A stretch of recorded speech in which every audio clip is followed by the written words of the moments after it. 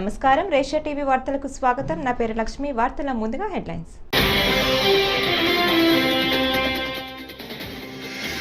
అనకాపల్లి జిల్లా నుంచి 4వ విడత వైఎస్ఆర్ చేయూత నిధుల విడుదల. ప్రతిపక్షాలపై విమర్శలు గుప్పించిన సీఎం జగన్.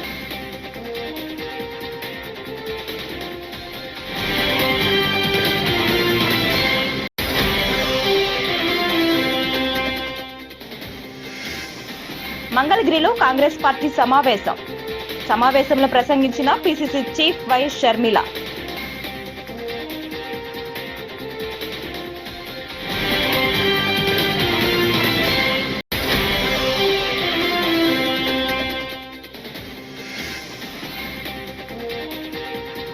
నారా లోకేష్ శంకరవి యాత్రను మళ్లీ షురు.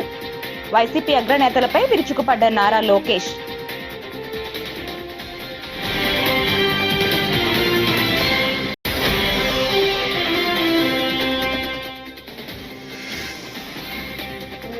చిలకలూరిపేటలో ఈ నెల 17న టీడీపీ జనసేన ఉమ్మడి మేనిఫెస్టోని విడుదల చేస్తాం వెల్లడించిన నాదెండ్ల మనోహర్.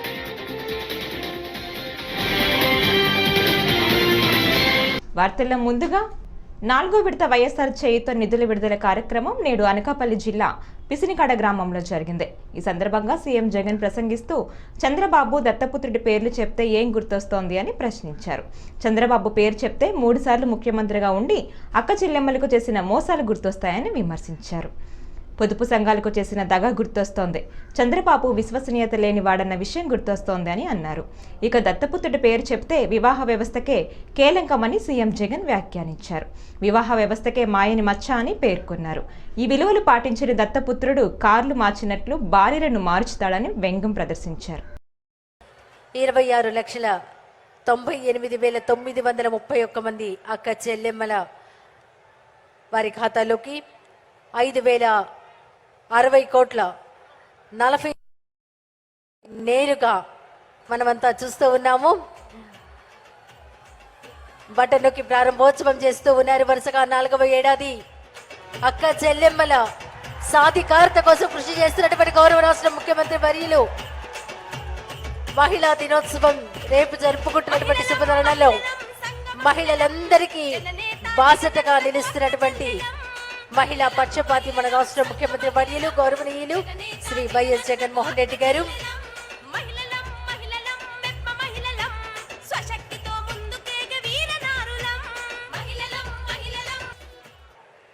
ఈ 58 నెలల పరిపాలనలో ప్రతి అడుగు కూడా నా అక్క చెల్లెమ్మలకు తోడుగా ఉంటూ ఈరోజు ఆ అడుగుల్లో భాగంగా వైఎస్ఆర్ చేయూత అనే కార్యక్రమాన్ని మీ అందరి సమక్షంలో ఈ అనకాపల్లి నుంచి ఈ మంచి కార్యక్రమానికి శ్రీకారం చుడతా ఉన్నాం. భారతదేశ చరిత్రలోనే ఈ భారతదేశంలో ఉన్న 28 రాష్ట్రాల్లో అక్క చెల్లెమ్మల సాధికారత పట్ల ఇంతటి చిత్తశుద్ధి చూపించిన ప్రభుత్వం దేశంలోనే ఎక్కడా కూడా లేదు. ఒక్క మీ బిడ్డ ప్రభుత్వం అని చెప్పడానికి గర్వంగా చెప్తా ఉన్నాను. ఈ సందర్భంగా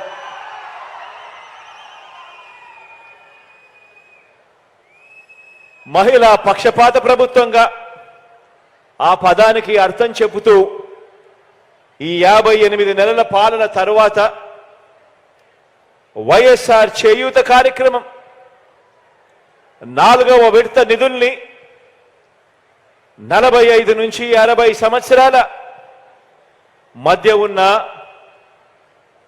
నా ఎస్సీ, నా ఎస్టీ, నా బీసీ, నా మైనారిటీ అక్క చెల్లెమ్మలకు అందించే ఈ కార్యక్రమానికి మరో 14 రోజుల పాటు ఒక పండుగ వాతావరణంలో మంగళగిరిలో ఏర్పాటు చేసిన కాంగ్రెస్ పార్టీ సమావేశంలో పిసిసి చీఫ్ వైఎస్ షర్మిల ప్రసంగించారు. ఇప్పటికైనా పోరాడకపోతే రాష్ట్రానికి ప్రత్యేక హోదా ఎప్పటికీ దక్కదని అన్నారు. కొత్తగా ఏర్పడిన ఆంధ్రప్రదేశ్ రాష్ట్రానికి ప్రత్యేక హోదా ఊపిరి వంటదని, కానీ తల్లి లాంటి రాష్ట్రానికి జగన్ వెన్నుపోటు పొడిచారని షర్మిల విమర్శించారు. ఇచ్చిన మాటను జగన్ మడత పెట్టారని, అలాంటి వ్యక్తి వైఎస్ వారసుడు అవుతాడా అని ప్రశ్నించారు. ఇక తాను ఏపీ రాజకీయాలకు వచ్చింది వ్యక్తిగత కారణాలతో కాదని స్పష్టం చేశారు. అలాగైతే తాను 2019లోనే ఏపీ రాజకీయాలకు వచ్చి ఉండేదానని వివరించారు. నెరవేర్చుకోలేకపోయారు.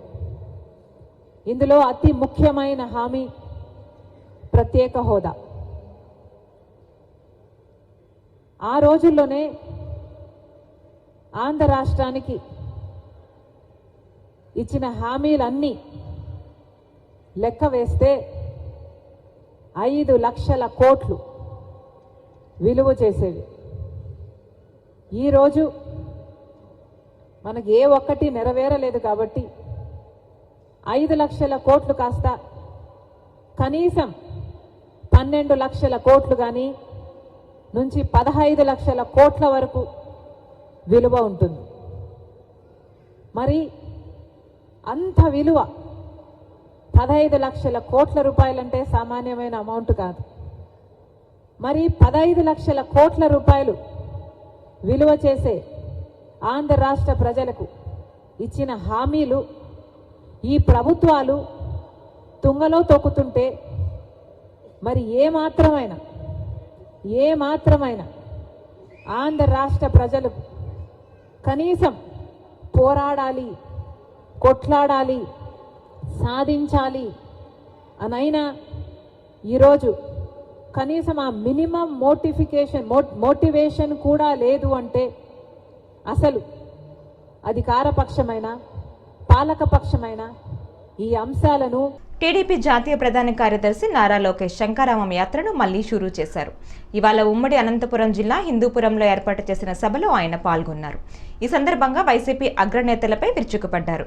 మా జిల్లా నుంచి ఒకడొచ్చాడు, వాడి పేరు పాపాల పెద్దిరెడ్డి, మా సొంత జిల్లా చిత్తూరును క్యాన్సర్లా తినేస్తున్నాడు. అక్కడ నేను పాదయాత్ర చేసినప్పుడు ఎక్కడికి వెళ్ళినా PLR పేరుతో టిప్పర్లు కనిపించేవి. ఆ టిప్పర్లను ఎవరు ఆపరు. ప్రతి టిప్పర్లో ఇసుక మద్యం ఫుల్గా ఉండేది. ఏకంగా గ్రావెల్ కూడా కొట్టేస్తున్నారు. అలాంటి వాళ్లను మన నియోజకవర్గానికి రానిస్తే క్యాన్సర్ గడ్డలా తినేస్తారు. చిత్తూరు ప్రజలు ఇప్పటికే గుణపాఠం చెప్పడానికి సిద్ధంగా ఉన్నారు. ఇక్కడకు వస్తే తరిమి కొట్టాలని హిందూపురం ప్రజలకు పిలుపునిస్తున్నా అని వ్యాఖ్యానించారు.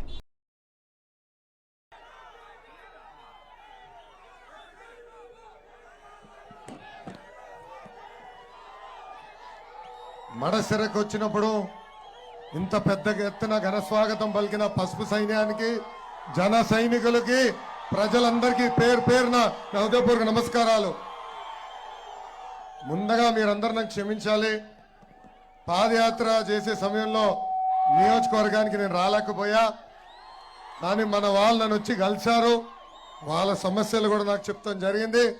అవన్నీ నేను మాట్లాడతానని ఈ సభాముఖం తెలుపుతున్నా. ఉమ్మడి అనంతపురం జిల్లా అదిరిపోయింది. లేపాక్షి వీరభద్ర ఆలయం, సుగ్గూరు ఆంజనేయ స్వామి దేవాలయం, భగవాన్ సత్యసాయి నిలయం ఉన్న పుణ్యభూమి ఈ అనంతపురం జిల్లా. ప్రపంచంలోనే అతి పెద్ద పవిత్రమైన తిమ్మమ్మ మరిమామ ఉన్న పుణ్యభూమి ఈ అనంతపురం జిల్లా. కష్టాన్ని నమ్ముకున్న వాళ్ళు అనంతపురం జిల్లా ప్రజలు. మీకు మంచి చేస్తే అనంతమైన ప్రేమ మాకు చూపిస్తారు. అదే గాని ఎవరైనా తప్పు చేస్తే పాతాల్లోకి తొక్కే శక్తి కూడా అనంతపురం జిల్లా ప్రజలకు ఉంది. చిలుకూరుపేటలో ఈ నెల 17వ తేదీన టీడీపీ జనసేన ఉమ్మడి మేనిఫెస్టోను విడుదల చేస్తామని నాదెండ్ల మనోహర్ తెలిపారు. టీడీపీ నేత అచ్చెన్నాయుడుతో కలిసి ఈ ఉదయం మీడియాతో మాట్లాడుతూ ఆయన ఈ విషయాన్ని తెలిపారు. రాష్ట్ర భవిష్యత్తు కోసమే టీడీపీ జనసేనలో పొత్తు పెట్టుకున్నాయని చెప్పారు. ఇరు పార్టీల అభ్యర్థులను ప్రకటించిన తరువాత రెండు పార్టీల మధ్య తగాదాలు పెట్టాలని వైసీపీ నేతలు ప్రయత్నించారని మండిపడ్డారు. 10 లక్షల మందితో చిలుకూరుపేట సభను నిర్వహిస్తామని చెప్పారు. చిలుకూరుపేట సభలో అందరూ భాగస్వాములు కావాలని నాదెండ్ల కోరారు. వివిధ స్థాయిలో కమిటీలను ఏర్పాటు చేసి సభను విజయవంతం చేస్తామని చెప్పారు. జనసేన పవన్ కళ్యాణ్ భద్రతా సిబ్బందిని, జనసేన టీంలను పోలీసులు భయభ్రాంతులకు గురి చేస్తున్నారని విమర్శించారు. ప్రతిపక్షాలను పోలీసులతో భయపెట్టాలనే ప్రయత్నాలు సఫలం కావని అన్నారు. జనసేన నేతలు ఇళ్లలోకి పోలీసులు చొరబడటం దారుణమని చెప్పారు.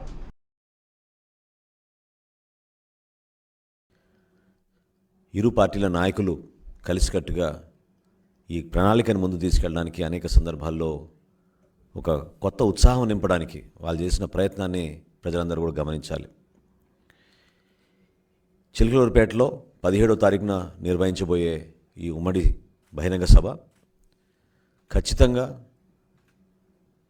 ఇతర సభలతో పోల్చుకుంటే ఇది అందరం కూడా ఒక చరిత్ర సృష్టించే సభ.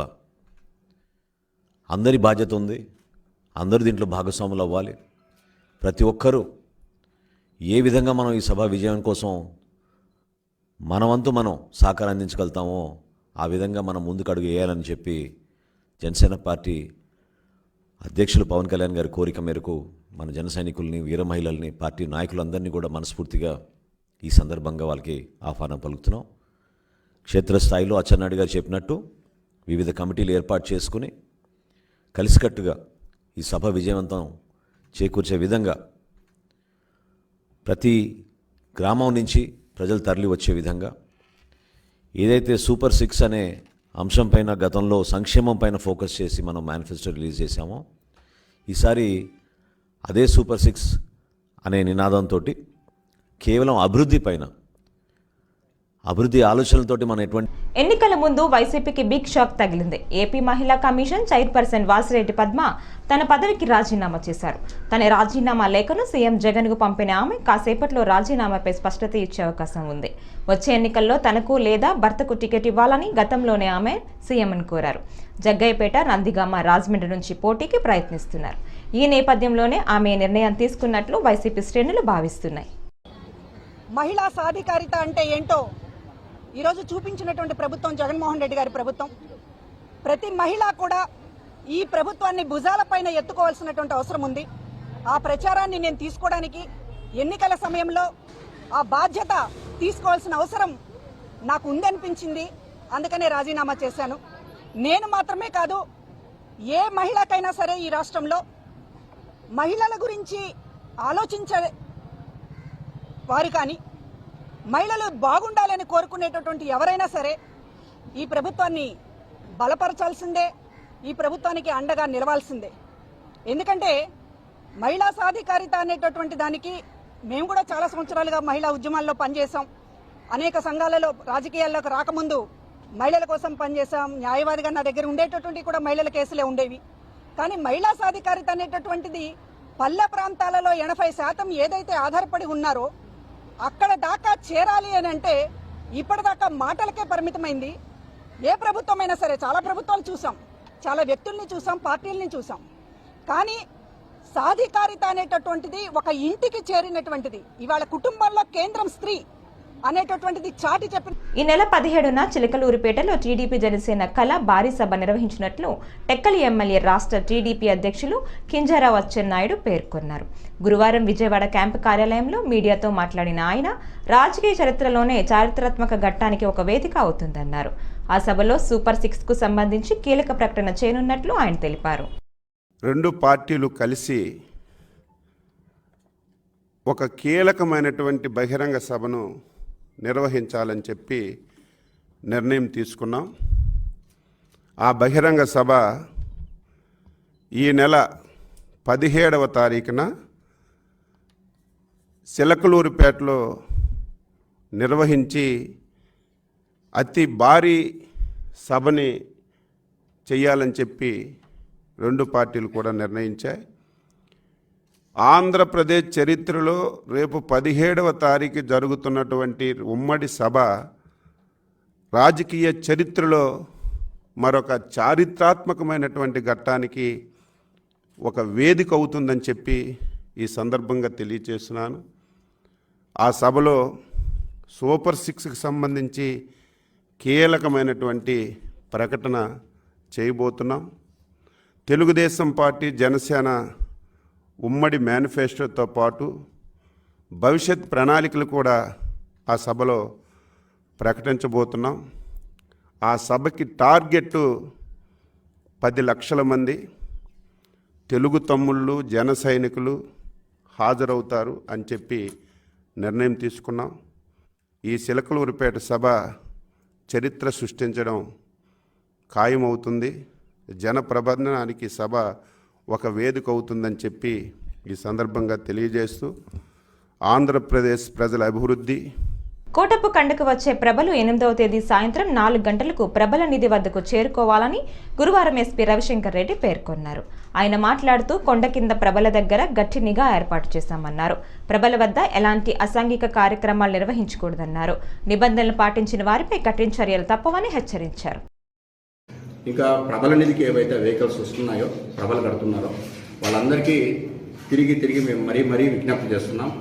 ప్రతి ఒక్కరు 4 గంటల లోపల రీచ్ కావాల్సిందిగా కోరుతున్నాం. 8వ తారీఖు ఈవినింగ్ 4 o'clock లోపల ప్రభల నిధి ఎక్కడైతే ఉందో ఆ గ్రౌండ్కి రీచ్ కావాలి. ఎక్కడ కూడా ఎటువంటి అసాంఘిక కార్యక్రమాలను అనుమతించబడవు. It is crystal clear. ఎక్కడ కూడా అనుమతించబడదు. సెకండ్, వల్గర్గా పాటలు వేయడం కానీ డ్యాన్సులు వేయడం కానీ ఎట్టి పరిస్థితులలో కూడా పర్మిషన్స్ లేవు. రెండవది, రాజకీయ పరంగా రెచ్చగొట్టే చర్యలు కానీ రెచ్చగొట్టే పాటలు కానీ నిషేధించబడినవి. ఇవి క్లియర్గా అన్ని ఎవరైతే మనం ప్రభలు కడుతున్నారో ఈ ప్రభలు తీసుకొని వచ్చి అక్కడ కార్యక్రమాలు చేస్తున్నారో వీళ్ళందరికీ కూడా మేము విజ్ఞప్తి చేస్తున్నాం. ఇవన్నీ పాటించండి. 4 o'clock లోపల ప్రభల నిధికి రండి. అసాంఘిక కార్యక్రమాలకి దూరంగా ఉండండి. దీంతో పాటు ఎవరైనా అసాంఘిక కార్యక్రమాలకు పాటుపడితే వాళ్ళని ఎట్టి పరిస్థితుల్లో ఉపేక్షించేది లేదు. వాళ్ళందరినీ కూడా అరెస్ట్ చేయడం జరుగుతుంది. వాళ్ళు ఏ కండిషన్లో ఉన్నారు ఏంటి అనేది కూడా పొజిషన్ ఏమి చూసేది ఉండదు. వాళ్ళు ఎవరైనా అరెస్ట్ కాబడతారు. దీనికోసం స్పెషల్ టాస్క్ ఫోర్స్ను అక్కడే ఉంచడం జరుగుతుంది. ప్రముఖ పుణ్యక్షేత్రాలైన శ్రీకాళహస్తీశ్వర స్వామి వారి దేవస్థానానికి గురువారం శ్రీకాళహస్తి దేవస్థాన వేద పండితులు విశ్వనాథ శర్మ సుమారు 55,000 రూపాయలు విలువ చేసే నైవేద్యపు పాత్రలను టెంపుల్ ఇన్స్పెక్టర్ హరి యాదవ్కి విరాళంగా అందజేశారు.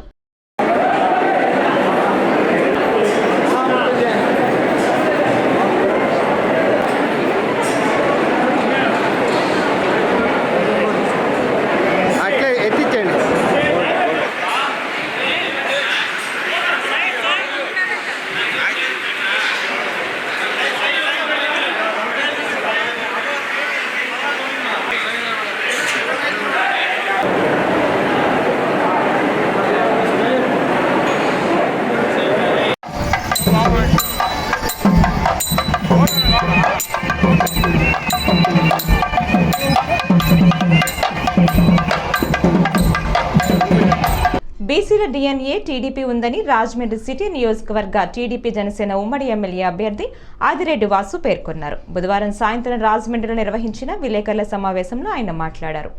బీసీల సంక్షేమం కోసమే టీడీపీ జనసేన సంయుక్తంగా బీసీ డిక్లరేషన్ కార్యక్రమాన్ని తీసుకొచ్చినట్లు పేర్కొన్నారు. సీఎం జగన్ ప్రభుత్వం బీసీలను అణగదొక్కే ప్రయత్నం చేస్తోందని ఆరోపించారు. బీసీ డిక్లరేషన్ని తీసుకువచ్చారు చంద్రబాబు నాయుడు గారు, పవన్ కళ్యాణ్ గారు. తప్పకుండా దీనివల్ల బీసీల యొక్క దిశ మార్చడం జరుగుతుంది. ఈరోజు బీసీల యొక్క ఉపకులాలైన 157 బాధ్యతని, వాళ్ళ యొక్క అభివృద్ధిని ఈ డిక్లరేషన్ ద్వారా చంద్రబాబు నాయుడు గారు, పవన్ కళ్యాణ్ గారు తీసుకున్నారు. ఈరోజు మీరు చూసినట్లయితే బీసీ కులాలకు 50 ఏళ్ళు దాటిన వాళ్ళకి పెన్షన్ అమలు. ఆ పెన్షన్ కూడా 3,000 ఉన్నదాన్ని 4,000కి పెంచడం జరిగింది.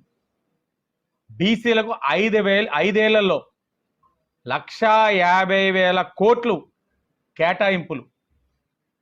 స్థానిక సంస్థల్లో ఈ వైఎస్ఆర్ కాంగ్రెస్ పార్టీ చేతకానితనం వల్ల రిజర్వేషన్ ఏదైతే 34% నుంచి 24%కి తగ్గిందో మంగళగిరిలో జనసేన పార్టీకి చెందిన ఉద్యోగులు ఇళ్లలో పోలీసులు అర్ధరాత్రి తనిఖీలు నిర్వహించడం సరికాదని జనసేన పార్టీ పీఓసీ సభ్యులు ముత్తా శశిధర్, జిల్లా ప్రధాన కార్యదర్శి తలాటం సత్యనారాయణ గురువారం పేర్కొన్నారు.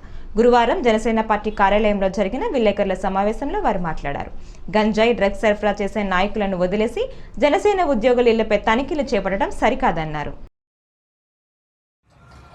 నిన్న రాత్రి మంగళగిరిలో మా పార్టీ ఆఫీసు మరియు సంబంధించిన కార్యకర్తలు లేకపోతే ఆఫీస్ స్టాఫ్ ఉంటున్న అకామిడేషన్ మీద పోలీసులు రాత్రి హడావుడి చేసిన విషయం మీ అందరికీ ఒకసారి తెలియజేస్తున్నాను.